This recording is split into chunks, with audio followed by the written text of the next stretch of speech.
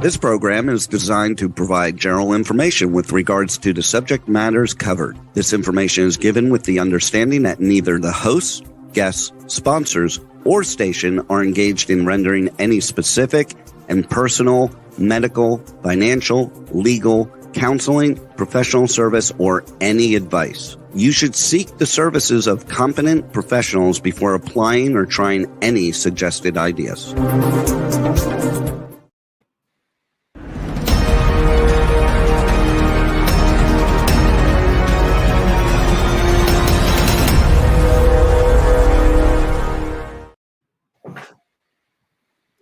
Hi there, it's Brian Sebastian, movie reviews and more. I almost said worldwide TV. I can say that because that's part of our platforms on Tuesdays too. So worldwide TV, the regular I would normally say, WomenOnTV.tv, IQ247 out of Franklin, Tennessee, K4HD Radio, and Talk4 Media Radio TV podcasting live around the world. So I have to start with Terri because I just feel like messing with her.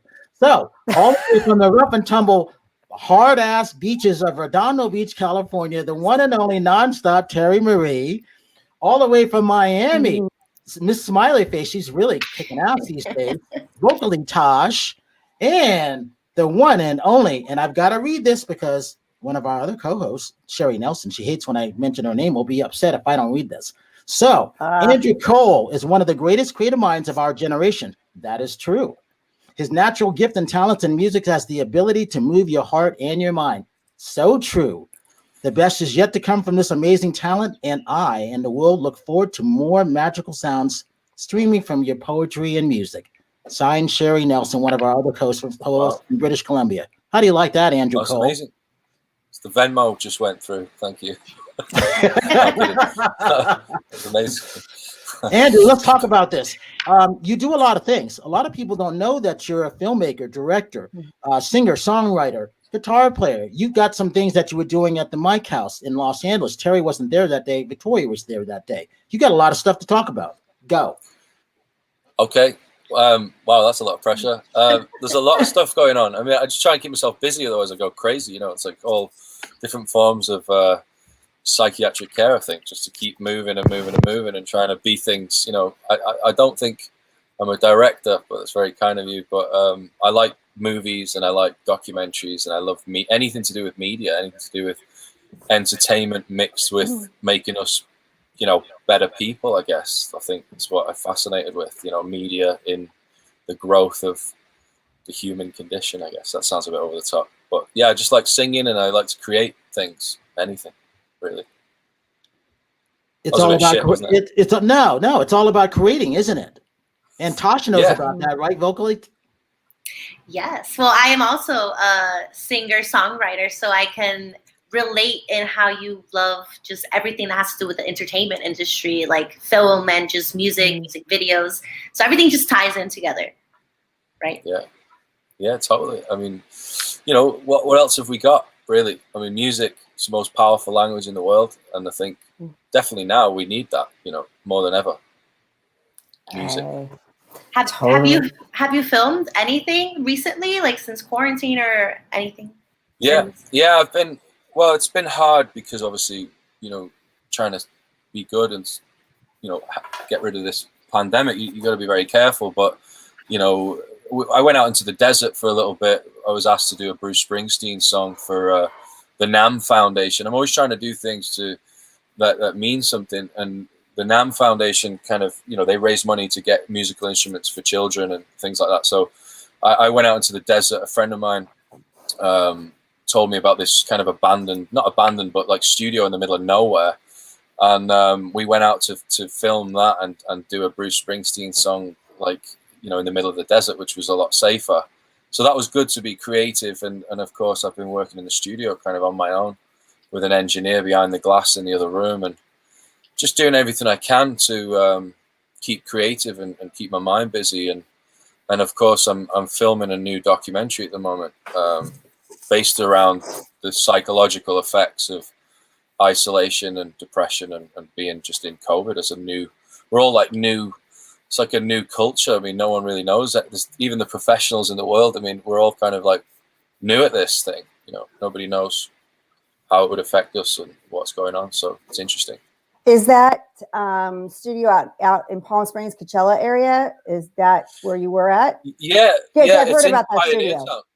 It's in it's actually in Pioneer Town, just above Yucca Valley, and it's an amazing place. I mean, it's like if you've never been to Pioneer Town, it's like Back to the Future, you know, go in the time machine and end up with Marty McFly in the Wild West. You know, there's like cowboys and horses and stuff walking about in the middle of the. I mean, it's completely foreign to where I come from, so I just felt really great for me because I felt like I was on a different planet. You know, it's great. I've heard about that studio. I know there's been different artists that have gone out there to write. I think that Dave Grohl's been out there. I think it might be. So there was a documentary on Sonic Highways. I think they were out there and they showed that studio. So I'm a big Foo Fighters, Nirvana fan. So of course I watch that whole thing. Everything Dave Grohl touches turns to gold. Anyway. But yeah, Nirvana's amazing. Yeah. No, I'm just saying Nirvana. I mean, you mentioned Nirvana. I mean, what an amazing band. They were my favorite band as a kid. But that's the studio. That's the one I'm talking about. Yep. So I mean, I've been fortunate. I've seen Foo Fighters several times. But when you mentioned that studio out in the desert, that's the first thing that I thought about was that. So Andrew, that's amazing. I told Terri, you know, when we have Dave come on one day, she's going to owe me a big, huge favor. Yeah. Well, I've met a lot of rock stars. I mean, No, she likes this one. I know. That's my favorite. No, I mean, I got to dance with Slash. I used to do go-go dancing back in the day. So I got to dance with Velvet Revolver on their, they had a concert in LA when I was working with Trashy Lingerie because I used to model for them. So I mean, I've had my wild days, but like Dave Grohl is somebody that I have always wanted to meet because I'm just a huge fan. Huge. So Brian knows that already. I mean, he's amazing. I mean, you know, just think of someone who comes from, you know, essentially he's a drummer from one of the most successful bands ever, and then he's turned into like one of the most successful bands ever again. And you know, he does so much for the world and charity, and he's such a great guy. I've met him, you know, a handful of times, which has been amazing. We did the Cal Jam Festival together with Liam Gallagher, who's a I was at Oasis. That. I was there. That? I was there. Yeah, it was awesome. I mean. That was so an awesome show. And then I went, was at the time, it was Iggy Pop at that. I've been to like several Cal Jams. So I know Iggy Pop did one. Iggy Pop is amazing. Like he's ancient, but he's still up there rocking. I don't know. That was an amazing show. It was crazy. I mean, in England, like you have like Glastonbury and stuff like that, and which is just fields and fields of mud and shitty weather, you know, and cold weather. But there's an amazing feeling about playing music outside and to go into the desert in like, you know, a classic kind of feeling of America that I'd never felt. I mean, music just sounds better, I think, with, you know, that's what I miss most about this COVID stuff. It's like the camaraderie of the family that you create, you know, everyone listening to music, real time floating through the desert where you can, it's such a silent place, isn't it? It's like being I've never been to space, but that's probably the closest it is. You can hear your own heart. You can hear your heart, and if you know, it freaks you out. So every little piece of music you can hear completely. It's scary. Yeah, I cannot wait till festivals are back and concerts are back. And I mean, Brian and I have been out to Coachella to do interviewing with the gifting suites out there. I know, there's a lot of stuff I'm missing right now. So I just can't wait for things to get back to normal. It's just. I think we're all in the same boat. And with that, so Tosh, did you know that Terri was a rocker? Just in case you didn't get the news. I just found out right now that she was a go-go dancer. Go-go dancer? Yeah, I had no idea. But I see it. I'm like, the personality is there. So nonstop Terri Marie. Yeah, I've had a pretty. I mean, I'm not gonna complain. I've done some amazing stuff in my life, and I haven't stopped yet. So, and I'm not planning to soon. So, Tosh, give a scenario of who you are. You're Andrew.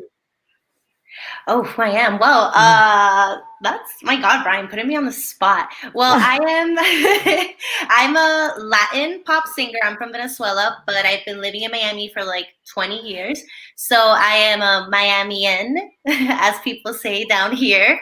And I do a little bit of everything. I really love the entertainment world. So music, acting, on air, like radio. I've always liked to kind of get a taste of everything in the entertainment industry. So you can call me an entertainment guru, I guess. But that's kind of like a little, like a whole summary of me. And also on the side, I'm a bartender, so I can make you really good drinks.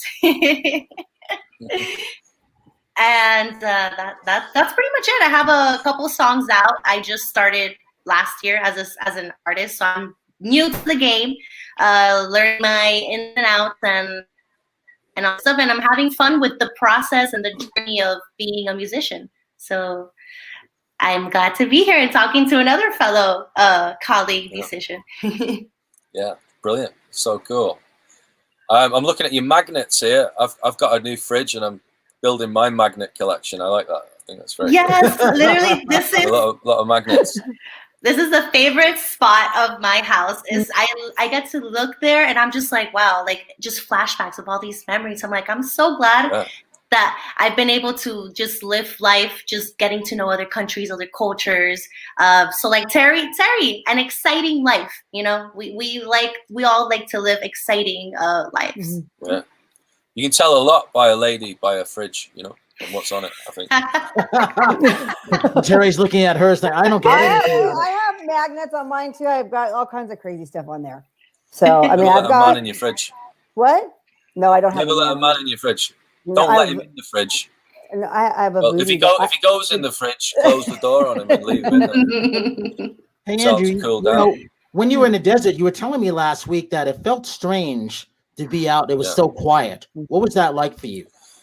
Well, the people there, really dear people, you know, they kept saying to me, there was this real cowboy, you know, I've never met a real cowboy. You know, sometimes you meet people that wear the cowboy hat, and I mean, not many people drag horses around Hollywood Boulevard, but this was a real cowboy. And he said to me, you know, you have to calm down, man. You seem really stressed out. Like, you're kind of freaked out. You're freaking me out. Like, you've come here. It took me about 4 days to really just, you know, just kind of get on the same wavelength as what the locals were. It was really difficult for me. Again, as I said, I could literally hear my own heartbeat, and before bed I would go out and just stand out in the back garden, which was just a sea of desert. I mean, this house was in the middle of nowhere, and it was weird. It was like a therapy thing. It taught me a lot about myself. I was just like kind of talking to myself. It was really odd. I hated the first 2 days. I couldn't calm down, and then when I sat into it, like any trip, I had to leave. You know, so I'm dying to go back again and try and speed that initial process up of just forcing myself into just trying to just calm down a little bit and just breathe. You know, I'm always in a rush. I mean, we've been in COVID now for how long? I know you're always out doing stuff. You're always like out and then up late at night talking to whether you're fans or whatever. When you told me about the Springsteen song, can you mention that song or not yet still? Yeah, it's out. It came out. We put it out the other day. I was a day late on my Instagram. My Instagram got hacked and deleted, so I had to start a new one. So I've got like 109 followers now, or whatever I've got, but it's great. So what I've done is I've put it out on the Instagram, and that was a very special song to me. I guess I'd been singing that song all my life, and I didn't know what it was about. You know, when you have a favorite song and you kind of just hum it. And then when you have to learn it or you sit there and study it, you're like, wow, you know, it gave me a real new respect for Bruce Springsteen. It's made me watch pretty much every documentary, and I've just been power watching concerts of Springsteen and really getting into that American culture, which was very close to my culture. You know, my dad was a truck driver. I grew up in a very tough town in Liverpool, which is kind of like New Jersey's kind of like the Liverpool of America, or, you know, Brooklyn or somewhere, I think. And, you know, so it was special. It had a special meaning and a special thought. But even in the studio, I found it hard. They very kindly, the studio was called Escape. Shout out to them, because they kindly gave me, well, they gave me 1 hour. They said, you can come in the studio for 1 hour. And I said, oh, no problem. I'll kill it in an hour. I mean, I only have to, it's a live song. Very rare these days that performers will sing a song from the start to the end in one take, kind of like old-fashioned Johnny Cash style, Beatles style. Obviously, nowadays we sing the song 50 times and we pick the best takes, and it's definitely in a pop song. So I just had to stand there like a troubadour with the guitar and just basically get through the song. It was all live. And we were there for 4.5 hours. I mean, I felt terrible. I mean, I just kept apologizing because I just couldn't get to the end of the song. So it was a big learning experience for me. And, you know, God bless everyone that had the patience to not kick me out after the 3rd hour. But it was good. You know, it was good. But it taught me a lot about myself. I mean, I've got to just, you know, chill out a bit. Well, here's one of the things that I said. When you get permission from Bruce Springsteen, the boss, and then you get permission from NAMM, and then Gibson Guitars, that's a great combo. And you only got so many days to put that together. And then right after that, talk about where a lot of people are now. Anti-bullying, depression, anxiety, and then Soho Johnny. Yeah, it's weird. Well, let's talk about Soho Johnny first, because it probably put everything in perspective. Soho Johnny is a man that I met like a happy accident through a show that he was producing, you know, a charity show that we did in November for Mental Health Awareness Month. And he and John Velasco and Eileen Shapiro and all these great people had gotten essentially like 100. Jimmy Starr, you know, he was amazing. You could put like 100. It was like a show with 100 performers on like a six-hour show. It was mental. It was great. When they told me that, I just thought everyone was crazy. You know, I thought that's the worst idea in the world. How are you going to pull that off in a month? You know, and they did, and it was like, great. It was great. Yeah, you know, I think they've just been crowned like the top. I think it was like number 7 of the best shows in 2020. They were in the top 10. Like, all credit to them. And, you know, it's about mental health awareness, not just bullying. You know, a lot of people are unfortunately taking their lives. There's a lot of domestic violence happening at home. People are being very scared to be on their own. Some people, I moan because I'm on my own. And then other people moan because they've got to deal with their husbands all day and they can't get away, you know. So it's a lot of just, what are you going to moan about? And I feel like a hypocrite, to be honest. Or a boyfriend, or a girlfriend. Everybody's or a girlfriend or a boyfriend. You know, I went through a pretty bad breakup during this COVID thing, and it really freaked me out. I don't, you know, various reasons, but you know, we're creatures that, most of us, I mean, are creatures that like other people. You know, we want to be around people. We want to communicate. We don't want to be on our own. And it's scary to be on your own. And I'm one of these people that I've been preaching for 15 years about suicide prevention and loving yourself and being okay with yourself, being your own parent, being your best friend, and all that kind of stuff. And I just felt like a hypocrite definitely over the last 3 months, because it was really affecting me. I felt like I was on a spaceship on a NASA mission, and you can imagine what those guys feel like. You know, men and women in space for how many months? I mean, that's what I felt like, and I was like, wow, this is affecting me. I'm losing my mind here. And, you know, that's why I go on these night drives, and I get in my car and I just drive for 2 hours and try and get lost. And I just talk to fans on the phone all night and try and give love, and makes me feel good. And I just learn from other people, because I'm obviously stupid if I'm driving in a circle for 2 hours, you know. Just wasting gas. But at the same time, you're helping people, right, Terry? Yeah, that's very true. I mean, everybody's got a story. Everybody's got trauma of some way or another. You know, I mean, you don't know anybody's pain until you walk in their shoes. That's kind of the truth of it. So, but I don't think anybody is unique. I think everybody's gone through something that has woken them up or made them, you know. I mean, I had a husband who, I don't like to say it, but I guess I wasn't, how would I put this? It was one incident that he hurt me, but he hurt me really badly enough that I went to the hospital, and I woke up and I was just, it changed me, because I never had any abuse in my whole life. You know what I mean? So that was a wake up call for me. You know what I mean? So, but then I got really jaded. So I'm still working on myself not to be a jaded individual. And I mean, it just, you know, again, you know, we all go through something like that, I guess, but if that makes any sense. No, totally. It hits close to home. I mean, I grew up in a household with a very abusive father. Every night I'd go to bed, I'd hear screams and fighting. I mean, you know, when I interviewed Ozzy Osbourne, it was very the same. You know, we had a lot of cross-pollination where, you know, our parents used to have proper fist fights, you know, and you'd grow up learning that kind of fear. And so I think, I'm sorry to hear that happened to you. Well, no, it's one of the, again, it's like I pretty much came from a good family, but then I was bullied by other kids. So, I try to still figure out like, okay, well, maybe I was with him because of that trauma, because a lot of stuff comes from childhood trauma. So, I have a degree in psychology, so I know this, but just because I have a degree in psychology doesn't mean I follow my own advice. You know what I mean? No, and that's the where same as me. Same as me. That's where we help everybody, right? Exactly. Yeah. Yeah, because you can tell people this, you can see from the outside, but when you're actually living it, you're like, oh shit, you know what I mean? I'm not following my advice, and and then I find myself in a toxic relationship, and then I'm dealing with that or this. But it all stems to, like trauma bonds from your childhood, and people don't realize it. But once you kind of realize where it's coming from, then you can fix it, But the bullying thing is weird because, you can come from, like, for me, I had a really loving family, but then I got bullied by other kids that I don't know, because I was kind of like this dorky skinny kid. So, then I had to brought things up, and later in life. So then I feel insecure about myself because these kids made fun of me, if that makes any sense. So again, like, we're all dealing with it in a different way.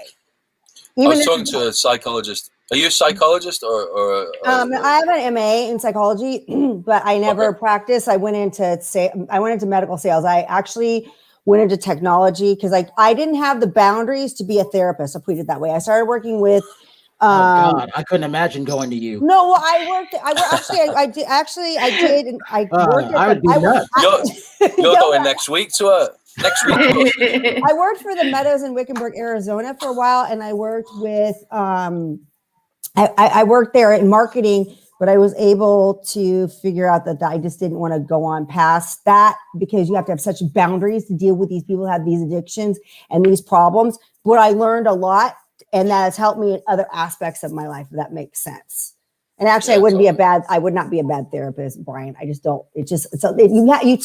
I am a person who takes on other people's energy. So I would take it.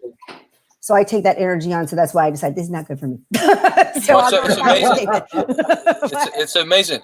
What you just said was amazing, though, because I had I had a therapy session today, and I spoke to the lady. She's a beautiful lady, and she said kind of what you said. She said, number one, we're always better at helping other people than ourselves, which is sometimes always the case. And number two, she said, the problem with you, Andrew, is you could go in a room of 200 women and you'd end up coming home with the bully or someone that's got psychological problems, or because you kind of draw it out. I do the same thing.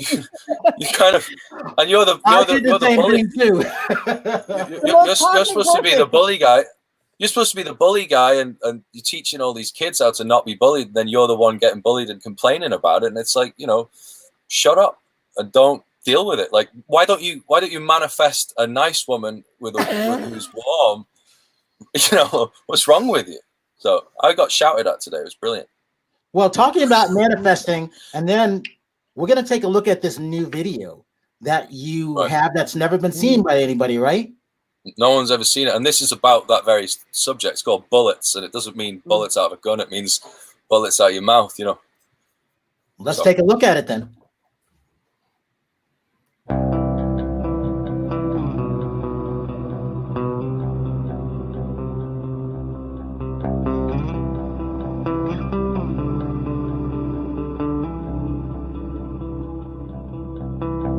We've struggled all this time to be bulletproof in golden lining.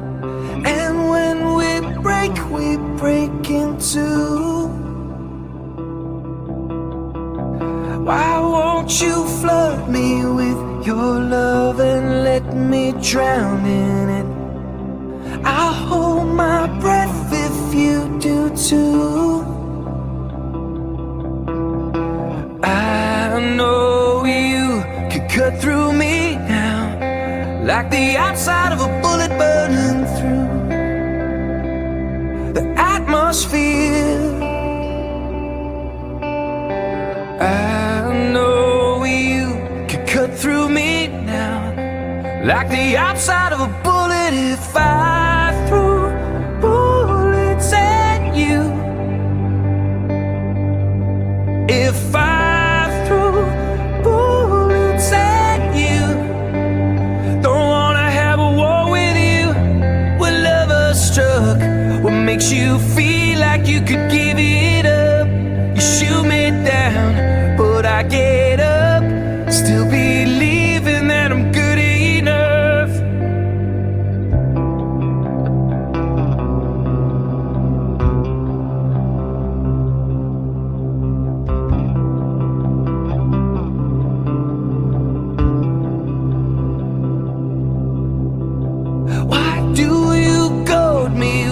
Your love won't let me swallow it. Andrew, That's awesome. I've never heard that that voice like that before. I mean, I know you a different way. Me neither.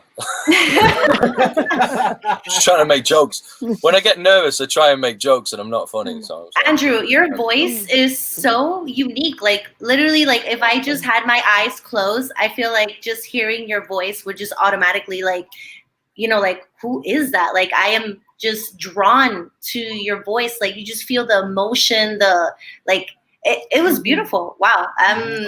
There's so like sweet. There's like so a mix. Thank you. Of course. Thank you. You're the first. Well, you're the first review of that song, so that means a lot to me. You could have said that's really shit. No. So Andrew, So Andrew, let me say this. Much, Terri. In my old days as a assistant program director, it's that first 3, 5 seconds, 10 seconds that would hit. And when I heard the voice, I'm like, wow, who is this?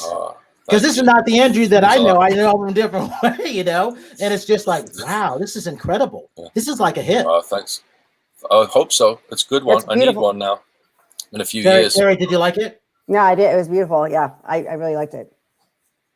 Thanks, Terri. Your voice reminds me a little mix of like the lead singer of The Fray and One Republic, like a a mix that I love those type of voices. Like, oh my God, I wish I was like, why is the music video ending?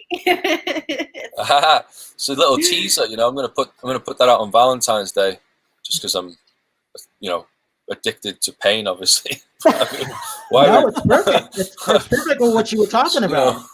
For all those who've lost a loved one, you know, it's kind of a good song.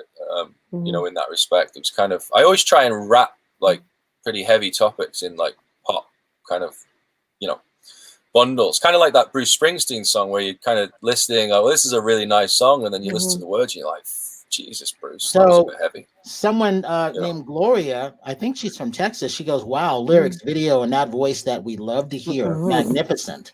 And that's true. Oh, perfectly good. So during the lockdown, during the lockdown, you said you were writing a lot, weren't you?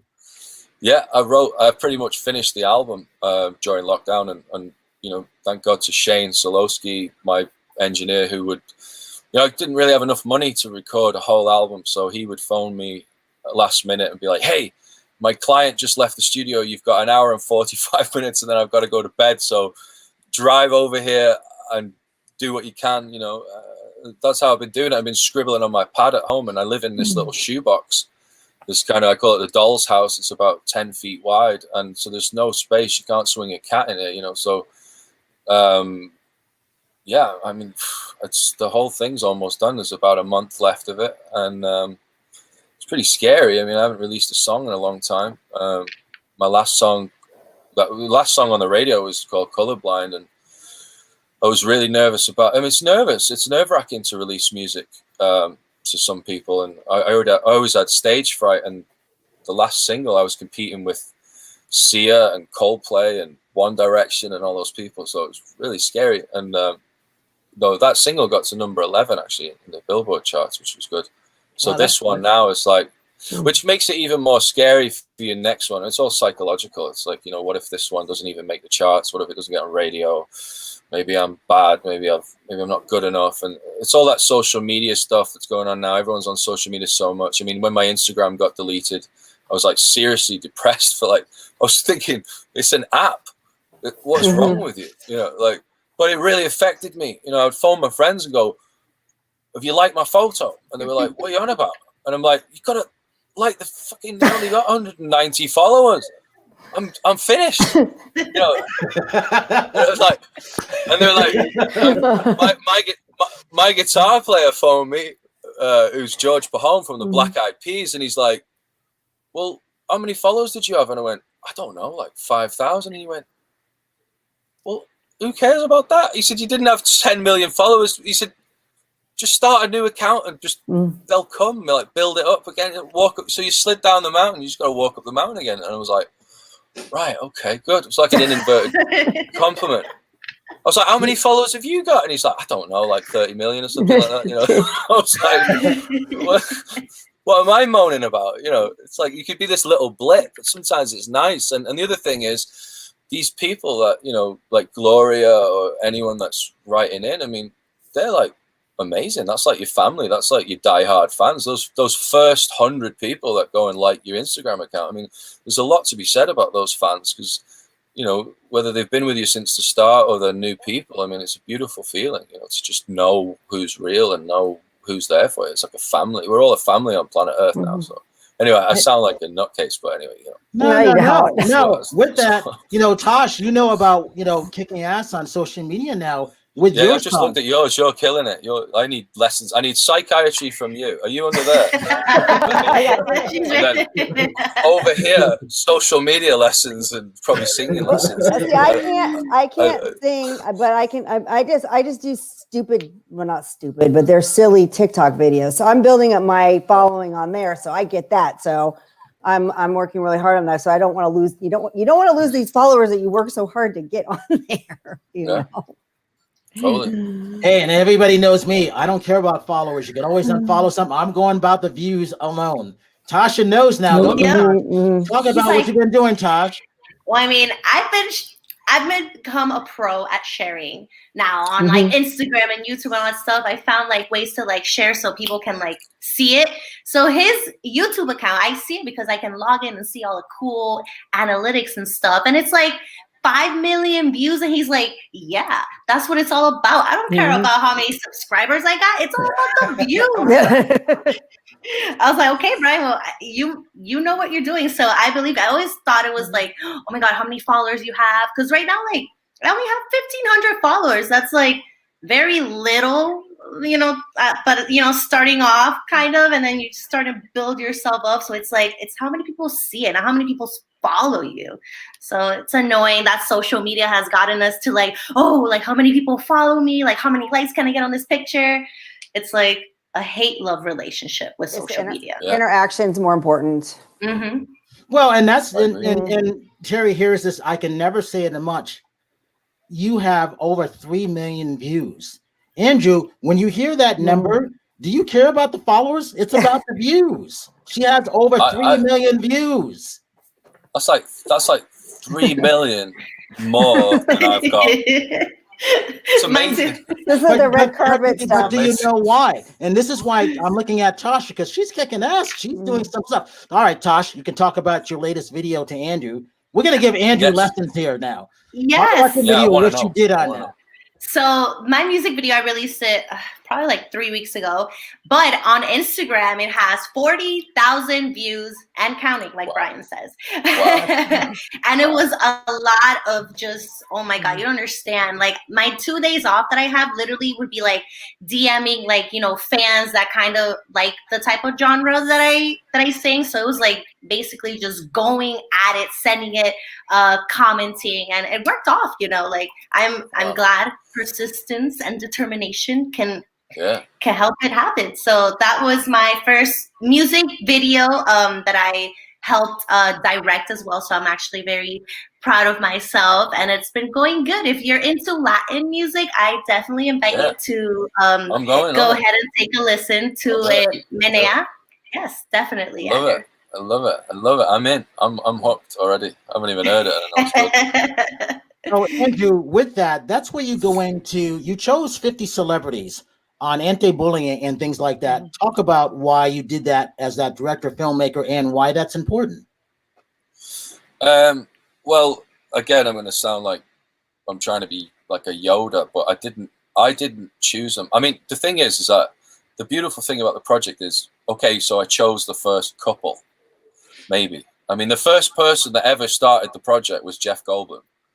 And you got to give him credit for being the first man to pull a rock to make the pyramid kind of thing, because, you know, when you talk to someone and say, essentially, I was an 80s baby, I wanted to do a We Are the World song with icons talking about what fear is and singing on a song to inspire kids.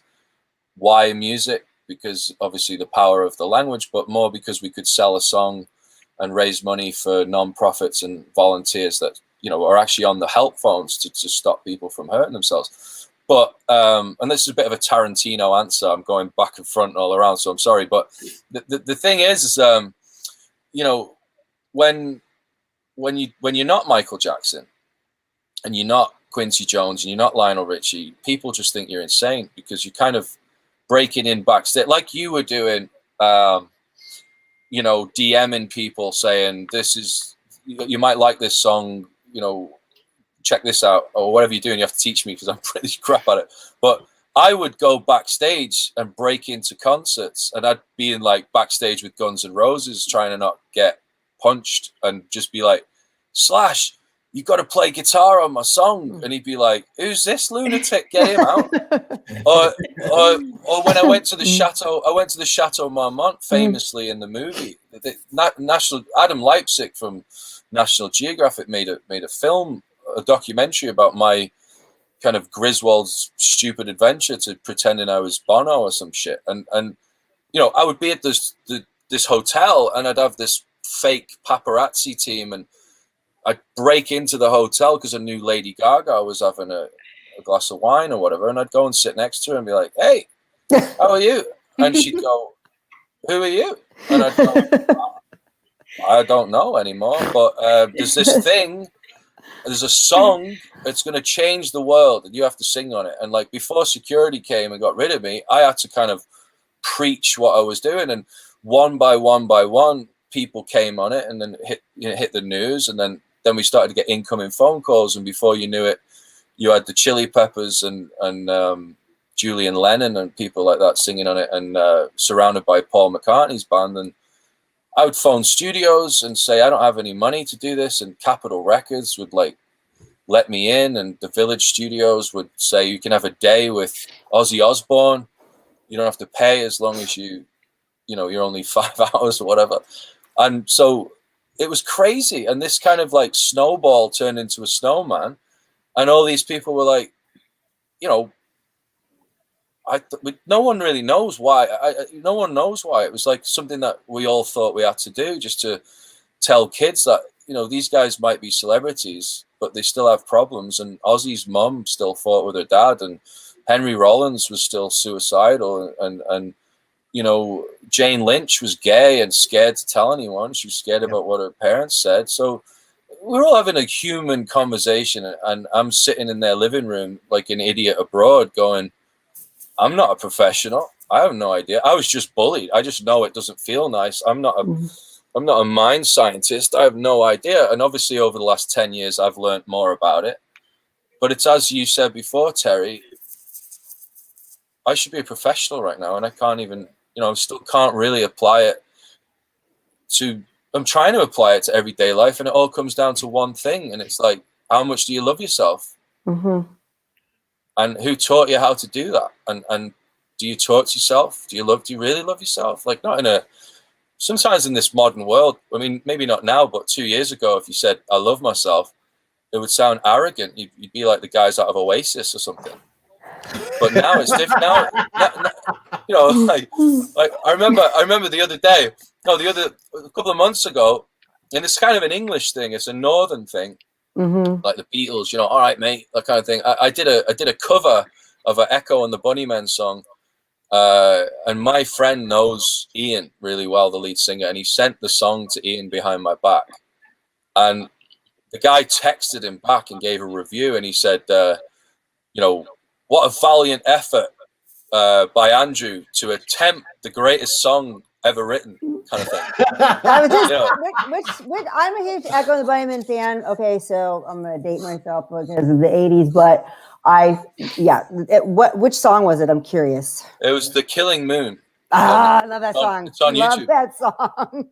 And the whole text was amazing, because the fact that he's texted blew my mind. But he was like, you know, and he's this proper like moody guy from Liverpool, and he was like, I'll throw Andrew a bone. Actually, I'll give him a rib cage. But it's still the greatest. You know, no one can ever get near me on what I do. You know, and I admired that kind of. It's kind of like if Muhammad Ali is going to go into a fight, you don't turn around to him and say, have a good fight, mate. I hope you don't get your ass kicked. You know, you kind of, you say, when you've won, we'll celebrate. And it's like, if you could think about, if your parents could say, if you want to choose a career like music or whatever it is, there's a lot of parents out there which are just like, you can't do that.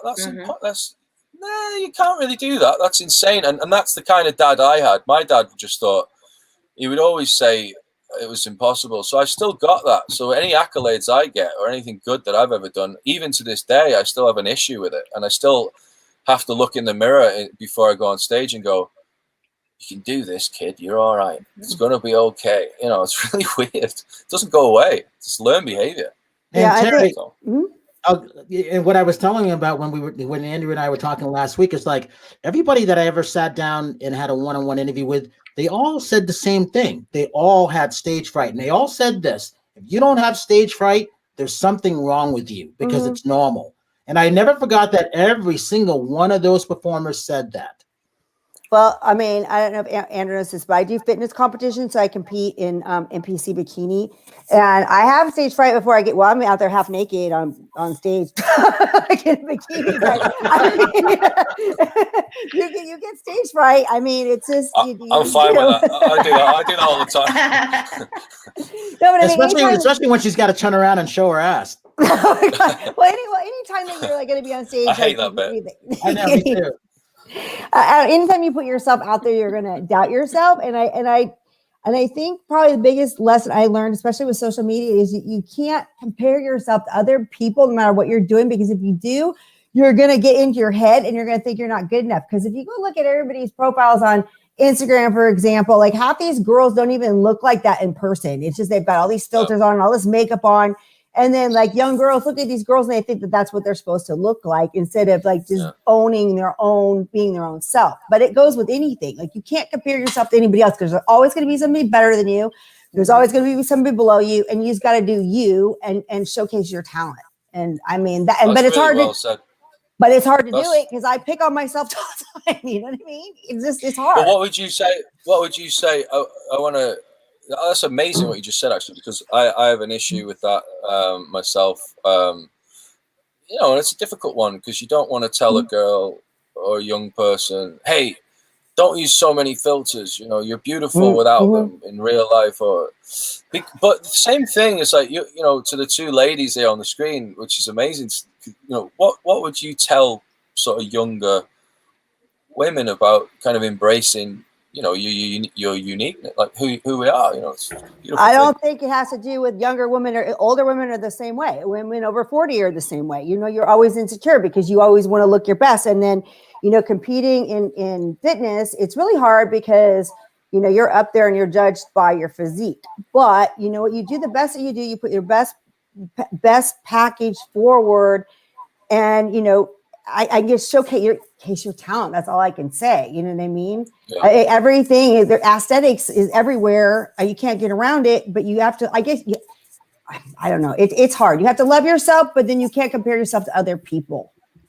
I guess it's the best thing to do, and be authentic to yourself and to your craft, whatever that is, whether it be fitness, whether it be an actor, whether you be a singer, be your authentic self, and then things will happen. Tasha, how do you deal with that? I mean, honestly, I just kind of what Terri says.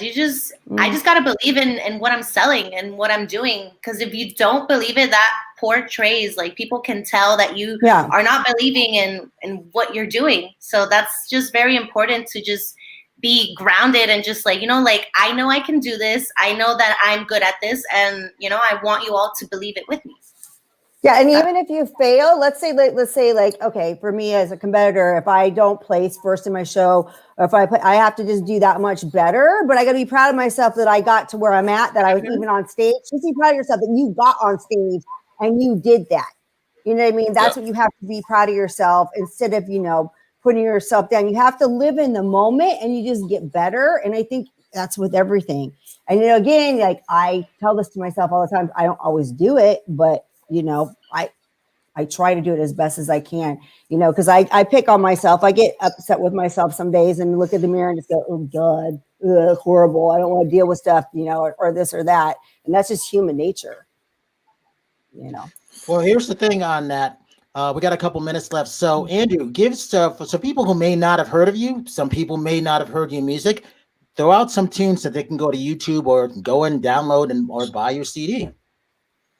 All right. Well, you can go to my new Instagram and you can be the first 207 followers tonight. Yeah, special gift for that.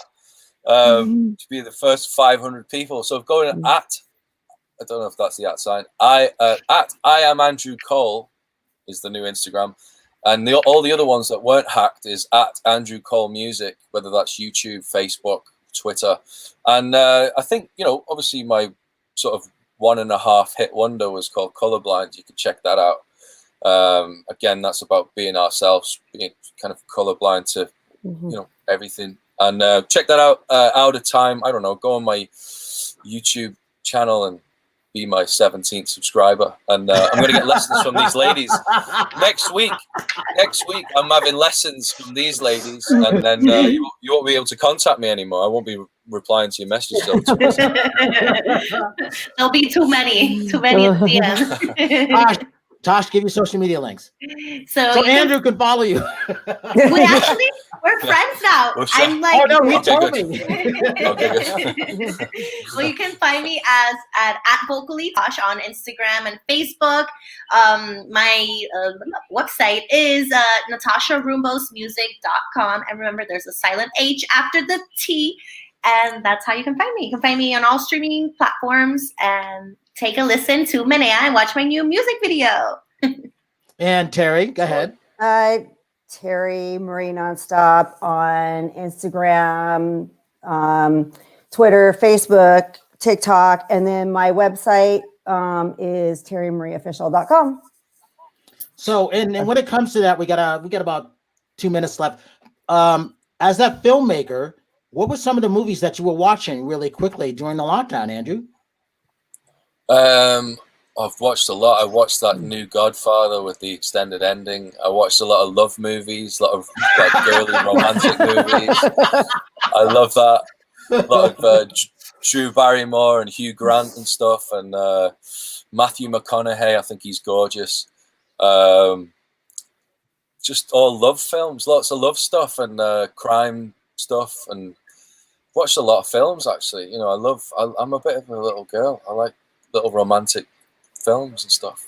I see a lot of women coming to your future now all of a sudden. Never. No. Geez, then you got Brian. You got me over here. I watch horror films. I'm a weirdo. Horror films. I don't know why. And I like suspense thrillers. I like stuff that I can figure out that I can't figure out in like the first 15 minutes. I got to suffer until the end. Said I already knew what was going to happen. Yes. Those are the best. That's like like relationship movies. Then no, I'm kidding. That's predictable. I can see them coming now. All right, cool, man. So here's the one thing that I always say. Well, I was going to say this. Yes, we got to talk about Popper and Barkley really quickly. Yes, Popper and Barkley, we really like this brand. They were on our last show last week, so we got to thank Adam Grossman and team for that. And then quickly, I'm going to say, hey, Queen's Gambit on Netflix, Warrior on HBO Max, and there's a bunch of great stuff starting to come up. And with that, I got to say this. If you see someone without a smile, please give them one of yours because the world needs it. Right, Andrew and Terri and Tosh? It is so true when it comes to that. And we got to think, I haven't met this lady yet. It's Savin Marketing. I think her name is Teresa. I think we have to talk to her on certain things. And we have to thank Jimmy Starr and Eileen Shapiro and everybody like that. And so, Andrew, you're always welcome to come on. And Terri and I will see you in the studio pretty soon, and which will be fun. Can't wait. I can't wait to go back to the studio. Yay. We'll work on it. All right. I'm so jealous of you guys. Hey, don't worry about it, Tosh. So with Tosh, locally Tosh, and Terri Marie for Andrew Cole Music, I'm Brian Sebastian. We will see you next week. Thank you. Thank you.